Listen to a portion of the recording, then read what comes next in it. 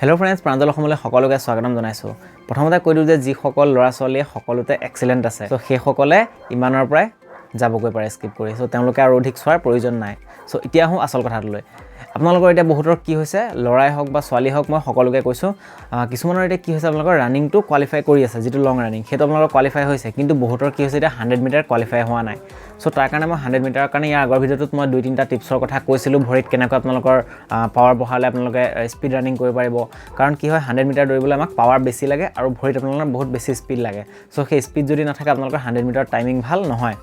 চ' এতিয়া কি হৈছে, আপোনালোকৰ যিসকলৰ ৰানিং কোৱালিফাই কৰি আছে কিন্তু তেওঁলোকৰ 100 মিটাৰ কোৱালিফাই হোৱা নাই, সেইসকলে কিন্তু যদি বহুত বেছিকৈ আপোনালোকে কেৱল 100 মিটাৰটোৰ ওপৰত ধ্যান দিয়ে, তেনেহ'লে কি হ'ব, আপোনালোকৰ লং ৰানিংটো কিন্তু বেয়া হৈ যাব। সেইটো কথা আপোনালোকে ধ্যান ৰাখিব লাগিব। কাৰণ কি হয়, 100 মিটাৰ যিটো 200 মিটাৰ হওক, 100 মিটাৰ হওক, যিটো স্প্ৰিণ্ট আৰু লং ৰানিং দুটা বেলেগ বেলেগ ডিফাৰেণ্ট বস্তু। চ' সেইকাৰণে যদি আপোনালোকে যদি কেৱল 100 মিটাৰত যদি বেছি ফ'কাছ কৰি দিয়ে, তেনেহ'লে কিন্তু আপোনালোকৰ কি হ'ব, লং ৰানিংটো বেয়া হৈ যাব আৰু তাত আপোনালোকৰ স্পীড কমি যাব। সেইকাৰণে আপোনালোকে দুইটা সমানে মেইনটেইন কৰিব লাগিব। এনেকুৱা নহয় যে আপোনালোকৰ লং ৰানিংটো আপোনালোকে কোৱালিফাই কৰি আছে, তাৰ কাৰণে সেইটোত সিমান ধ্যান দি আপোনালোকে যদি 100 মিটাৰটো বেছি ধ্যান দি দিয়ে, তেনেহ'লে কিন্তু আপোনালোকৰ সেইটো ৰানিং বেয়া হৈ যাব। কি হ'ব, আপোনালোকে সকলোৱে জানে যে প্ৰথমতে আপোনালোকৰ হয়তো লং ৰানিঙে হ'ব। সেইটোতো কাৰণ দেখিছে আপোনালোকে 3200 মিটাৰটো আপোনালোকৰ যিটো ABUBত প্ৰথম 3200 মিটাৰ হয়, তাৰপিছত বাকী ফিজিকেল টেষ্টবিলাক হয়।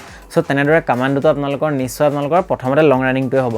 চ' সেইকাৰণে যদি আপোনালোকে লং ৰানিংটোৱে কোৱালিফাই কৰিব নোৱাৰে, তেনেহ'লে তাৰপিছত আপোনালোকে 100 মিটাৰ যিমান স্পীড থাকিলেও একো আপোনালোকৰ কামত নাহে। চ' সেইকাৰণে আপোনালোকে ধ্যান ৰাখিব লাগিব যে এইটো নহয় যে আপোনালোকৰ লং ৰানিংটো আপোনালোকে কোৱালিফাই কৰি আছে, কিন্তু 100 মিটাৰটো টাইমিং ভাল নাই হোৱাৰ কাৰণে আপুনি কেৱল 100 মিটাৰটোত বেছি ধ্যান দিছে আৰু লংটোত আপোনালোকে ফ'কাছ কম কৰিছে। সেইকাৰণে আপোনালোকে দুইটাতে সমানে কৰিব লাগিব। লগতে আপোনালোকৰ লং জাম্পো আছে আৰু লগতে আপোনালোকৰ চিনাপো আছে। সেইকাৰণে গোটেইকেইটাত আপুনি ধ্যান ৰাখিব লাগিব, সমানে সমানে ধ্যান দিব লাগিব। যদি আপুনি এটাত বঢ়াই দিয়ে, তেনেহ'লে বিশেষকৈ মই ৰানিঙৰ ক্ষেত্ৰত কৈছোঁ, যদি আপোনালোকে স্প্ৰিণ্টটোত বেছি ধ্যান দিয়ে 100 মিটাৰ, তেনেহ'লে আপোনালোকৰ লং ৰানিংটো বেয়া হোৱাৰ সম্ভাৱনা থাকিব। সেইকাৰণে আপোনালোকে এইটো ৰানিঙৰ লগতে লংটোৰ লগতে 100টো আপোনালোকে ভালকৈ ধ্যান দিব লাগিব। আৰু লগতে বৰ্তমান সময়ত আপোনালোকে দেখিছে বতৰ একেবাৰে বেয়া হৈ আছে আৰু বহুত ঠাইত বৰষুণ দি আছে, বিশেষকৈ আমাৰ ইয়াততো বৰষুণ দিয়ে আছে। চ' সেইকাৰণে এনেকুৱা সময়ত আপোনালোকৰ হয়তো ৰানিঙত কিছু অসুবিধা হ'ব পাৰে, তথাপিও আপোনালোকে ৰানিং কৰিব লাগিব। আৰু যদি আপোনালোকে এতিয়া এইটো সময়ত আপোনালোকে পৰাপক্ষত 2 সময়তে ৰানিং কৰক। আপোনালোকে মৰ্ণিঙতো কৰক আৰু ইভিনিঙতো অলপ লাইটলি ৰানিং কৰিব পাৰে। লগতে আপোনালোকে যদি কেনেবাকৈ কোনোবা এটা সময়ত আপোনালোকে ৰানিং কৰিব নোৱাৰিছে, তেনেহ'লে আপোনালোকে দিনত হ'লেও মেনেজ কৰক বা আপোনালোকে ইভিনিং টাইমত হ'লেও কৰক।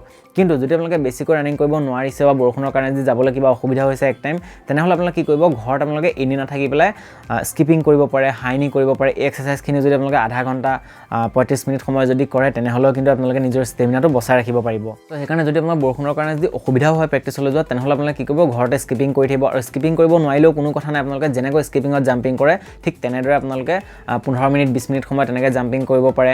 আৰু লগতে আপোনালোকে কি কৰিব, অলপমান হাইনি কৰি থাকিব। তেনেকৈ যদি আপোনালোকে স্কিপিং, হাইনি এইবিলাক যদি ঘৰত আপোনালোকে আধা ঘণ্টা 35 মিনিট সময় কৰে, তেনেহ'লে আপোনালোকে নিজৰ অনুশীলনটো অলপমান ধৰি ৰাখিব পাৰিব আৰু ষ্টেমিনাটো অলপমান বচাই ৰাখিব পাৰিব। কিন্তু একেবাৰে যদি সম্পূৰ্ণ আপোনালোকে বহি দিয়ে, তেনেহ'লে কিন্তু কি হ'ব, আপোনালোকৰ প্ৰেক্টিছ বেয়া হৈ যাব। আৰু এতিয়া ইতিমধ্যে ইণ্টাৰভিউ ষ্টাৰ্ট হ'ব সময় হৈছে, সেইকাৰণে যদি এনেকুৱাত আপোনালোকৰ কিবা কাৰণত যদি অনুশীলন ক্ষতি হৈ যায়, তেনেহ'লে কিন্তু বহুতখিনি সমস্যা হ'ব।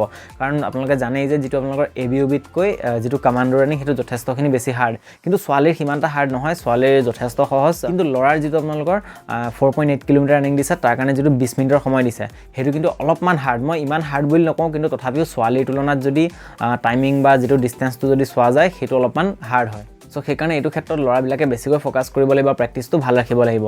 আৰু লগতে মই আপোনালোকক আগতে ক'লোৱেই যে এইখিনি কথা, যিটো আপোনালোকৰ যদি 100 মিটাৰত যদি অহা নাই, তাৰ কাৰণে কেৱল 100 মিটাৰতে ফ'কাছ কৰি নাথাকিব, 100 মিটাৰো কৰক, কিন্তু বহুত বেছি নহয়। আপোনালোকে দিনটোত আপোনালোকে যেতিয়া লং ৰানিং কৰিলে, তাৰপিছত যদি আপোনালোকে 100 মিটাৰ প্ৰেক্টিছ কৰিছে, 3টা 4টা বা 5টা পৰ্যন্ত আপোনালোকে 100 মিটাৰ কৰিব পাৰে। কিন্তু বহুত বেছি যদি 100 মিটাৰ কৰি দিয়ে, তেনেহ'লে আপোনালোকৰ পিছৰ দিনলৈ কিন্তু লং ৰানিংটো বেয়া হৈ যাব পাৰে বা আপোনালোকৰ ভাগৰ লাগিব। তেনেকুৱা আপোনালোকৰ কি হ'ব, পেচ মেইনটেইন নহ'ব। আৰু পেচ যদি আপোনালোকৰ মেইনটেইন নহয়, তেনেহ'লে কি হ'ব, প্ৰথমতে আপুনি স্পীড গ'লে পিছলৈ আকৌ আপোনালোকৰ শ্ল' হৈ যাব, টাইমিং সেইকাৰণে একেবাৰে বেয়া হৈ যাব। সেইকাৰণে আপোনালোকে সমানে দুইটাতে ধ্যান ৰাখিব আৰু ভালকৈ প্ৰেক্টিছ কৰি যাব। চ' আশা কৰিছোঁ আপোনালোকে কথাখিনি নিশ্চয় বুজি পাইছে। আৰু আগন্তুক কামাণ্ডোৰ যিখিনি ইণ্টাৰভিউ আছে, তাৰ কাৰণে সকলোলৈকে মোৰ ফালৰ পৰা শুভেচ্ছা থাকিলে। আৰু যদি ভিডিঅ'টো চাই ভাল লাগিলে, তেনেহ'লে লাইক কৰিব, লগতে লগৰ সকলোকে শ্বেয়াৰ কৰি দিব। আৰু যদি প্ৰথমবাৰ আমাৰ চেনেলটো আহিছে, তেনেহ'লে চেনেলটো ছাবস্ক্ৰাইব কৰি ন'টিফিকেশ্যন বেলটো অন কৰি ল'বলৈ নাপাহৰিব। লগ পাম আকৌ নেক্সট ভিডিঅ'ত। জয় আই অসম।